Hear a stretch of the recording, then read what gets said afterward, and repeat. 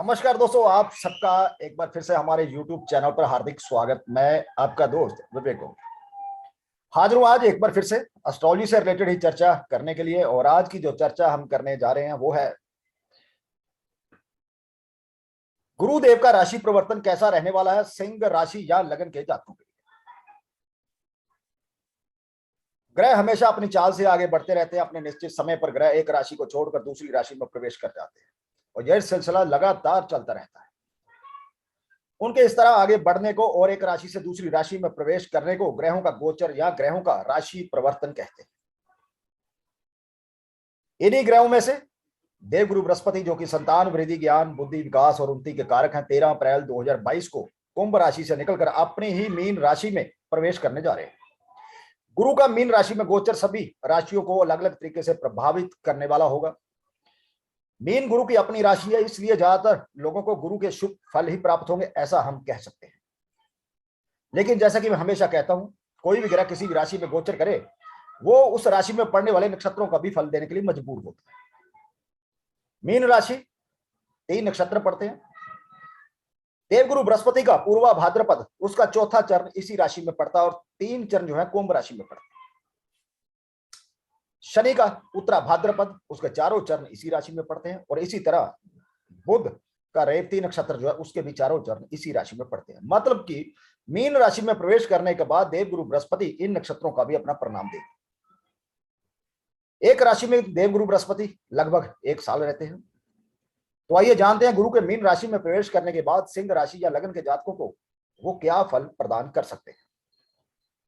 लेकिन हर बार की तरह मैं कहना चाहूंगा, खासकर उन दोस्तों से जो पहली बार हमारे इस YouTube चैनल पर आए हैं, कि यदि आपने हमारा चैनल सब्सक्राइब नहीं किया तो कर लीजिए, नोटिफिकेशन बेल का बटन दबाना ना भूलिए।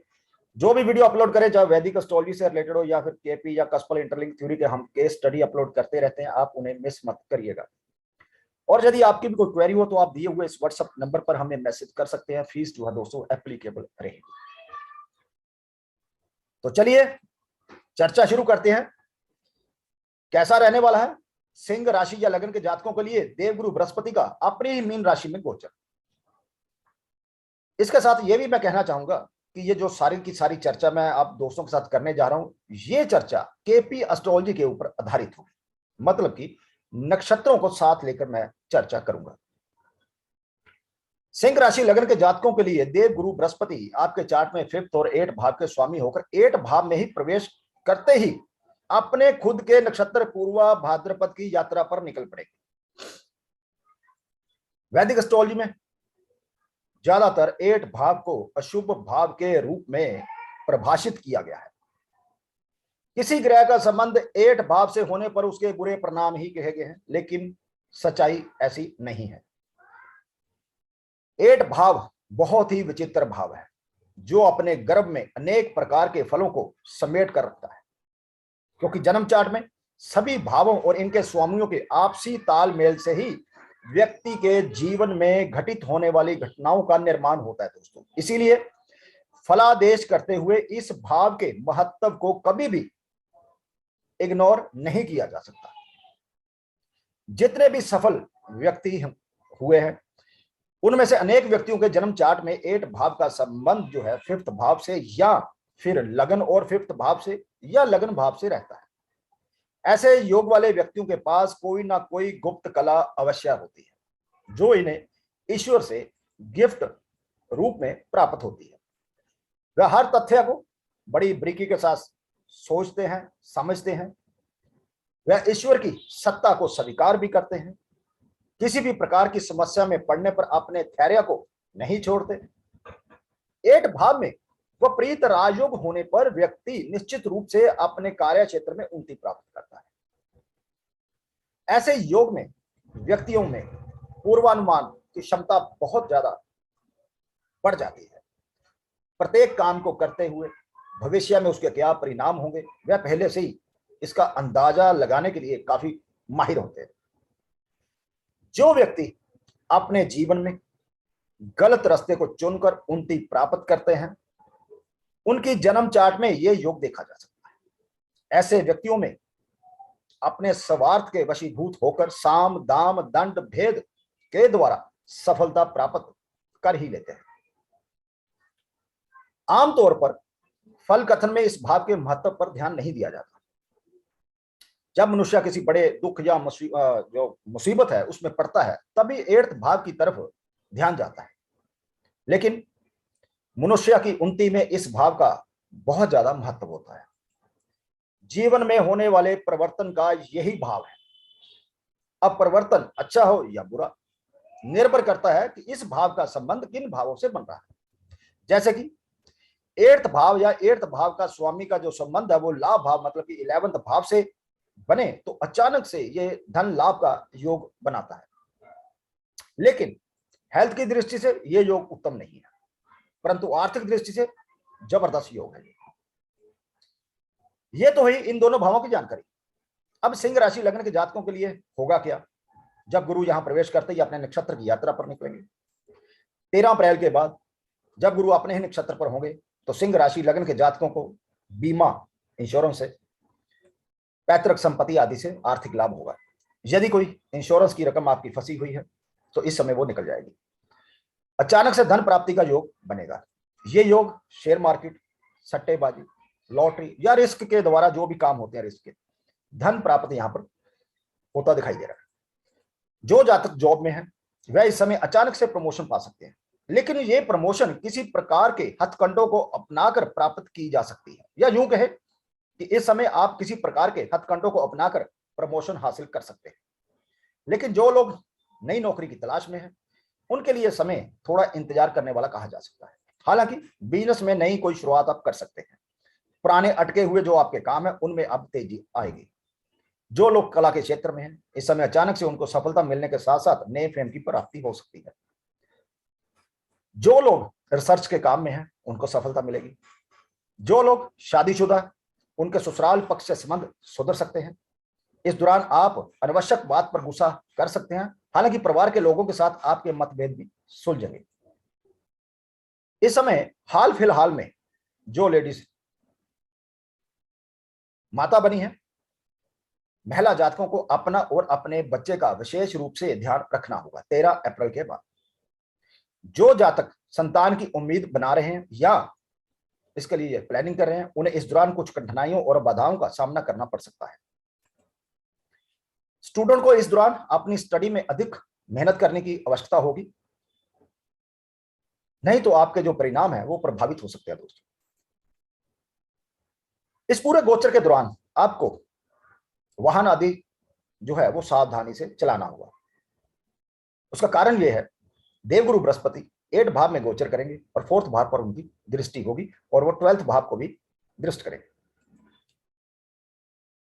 देवगुरु बृहस्पति जैसे हमने कहा कि 12th भाव को दृष्ट करेंगे, 4th भाव को दृष्ट करेंगे और सेकंड धन भाव को भी दृष्ट करेंगे। 4th भाव यानी कि खर्चे के भाव पर गुरु की दृष्टि रहने के कारण आपके खर्चों में वृद्धि हो सकती है। हालांकि इस दौरान आपको विदेश से धन प्राप्त होने के योग भी बन रहे हैं, मतलब आपके लिए विदेशी व्यापार फलदायी सिद्ध हो सकता है। या जिन लोगों का किसी भी तरह से विदेशों से संबंध बना हुआ है या उनका कामकाज इस तरह से है तो उनको इस समय विदेशों से अच्छा खासा आर्थिक लाभ हो सकता है। 8 5th भावों के साथ जब 12th भाव का संबंध बनता है तो जातक जो है या व्यक्ति जो है वो घर से दूर अथवा विदेश में स्टडी करता है। धन कमाने के लिए उसे घर से दूर जाना पड़ता है। ऐसे व्यक्ति का दिमाग काफी ज्यादा तेज होता है। लेकिन यह युति अचानक से धन लाभ या धन हानि भी करवाती है। डिपेंड करता है कि 8 और 5th भाव का संबंध किस भाव से बनेगा। यदि 11 से बनेगा तो लाभ होगा, यदि 12 से बनेगा धन हानि होगी। साथ में जन्म चार्ट में ये योग भी मौजूद होने चाहिए। इसके अलावा 8 5th का संबंध 12th भाव से जो है बनेगा तो कुछ सिंह राशि के या लग्न के जो लोग हैं अपनी मर्जी से सीक्रेट रिलेशनशिप में भी जा सकते हैं। देवगुरु बृहस्पति की दृष्टि आपके सेकंड भाव पर होगी। इस दौरान आपकी धन तो सेविंग करने की आदत में वृद्धि होगी और इसके लिए आप लगातार कोशिश भी करेंगे। इस समय आपको पैतृक धन मिल सकता है, गोल्ड के रूप में मिल सकता है, चांदी के रूप में मिल सकता है, नगद के रूप में मिल सकता है। इस दौरान आपका पारिवारिक जीवन एवरेज रहने की संभावना है। अंत में देवगुरु बृहस्पति की दृष्टि आपके 4th भाव पर होगी। दोस्तों, इस समय आपको अपनी मदर की हेल्थ का विशेष रूप से ध्यान रखना होगा। इस दौरान यदि आप कोई नई प्रॉपर्टी खरीदने की प्लानिंग कर रहे हैं या पुरानी प्रॉपर्टी को बेचने की प्लानिंग कर रहे हैं तो यह समय आपके लिए अच्छा नहीं कहा जा सकता। इसके लिए आपको सलाह दी जाती है कि फिलहाल के लिए ऐसी योजनाओं को आप स्थगित कर दें और अनुकूल समय आने का इंतजार कीजिए। लेकिन पैतृक संपत्ति इस समय आपको मिल सकती है, क्योंकि देवगुरु बृहस्पति 8th भाव में होंगे, गोचर कर रहे हैं, और उनका दृष्टि संबंध 4th भाव से होगा, और 4th भाव प्रॉपर्टी का, 8th भाव पैतृक संपत्ति। अपने नक्षत्र की यात्रा पूरी करने के बाद देवगुरु बृहस्पति दोस्तों शनि के उत्तराभाद्रा जो नक्षत्र है उसकी यात्रा पर निकल पड़े थे। शनि आपके चार्ट में 6th और 7th भाव का स्वामी है, और उस समय 6th भाव में मकर राशि में वो गोचर कर रहा है। इस दौरान यदि आप कर्ज के द्वारा कोई महत्वपूर्ण इन्वेस्टमेंट करने की प्लानिंग कर रहे हैं या करेंगे तो आपको सलाह दी जाती है कि इन्वेस्टमेंट करने से पहले अच्छे से विचार कर लीजिए। इस समय कुछ सिंह राशि लग्न के जातक नए कर्ज द्वारा अपने पुराने कर्ज को चुकाने में सफल हो जाएंगे। जो लोग पुरानी जॉब को छोड़कर नई जॉब को पकड़ना चाहते हैं उनके लिए यह समय बेहतर होगा। अचानक से आपको किसी नई जॉब की ऑफर मिल सकती है। व्यापारी पेशा लोगों के लिए समय आर्थिक रूप से बेहतर रहेगा। इस समय आपको अपनी कोई पुरानी रुकी हुई पेमेंट मिल सकती है, लेकिन पूरी नहीं मिलेगी। 7th भाव प्राइम हाउस ऑफ मैरिज का है और 6th भाव में शनि होगा। 7th भाव का वो स्वामी है। 7th भाव से 6th भाव 12 होने से इस समय शादीशुदा जातकों का अपने जीवन साथी से कुछ समय के लिए अलगाव दिख रहा है। वो जॉब के कारण भी हो सकता है या व्यापार में यात्रा के कारण भी हो सकता है। रिश्तों के लिहाज से इस समय में आपको अनुकूल परिणाम जो है मिलने की संभावना है। विवाहित जोड़ों को तर्क वितर्क या किसी प्रकार की बहसबाजी से बचने और रिश्ते में मजबूती लाने की सलाह दी जाती है। स्टूडेंट के लिए समय पहले से बेहतर रहेगा।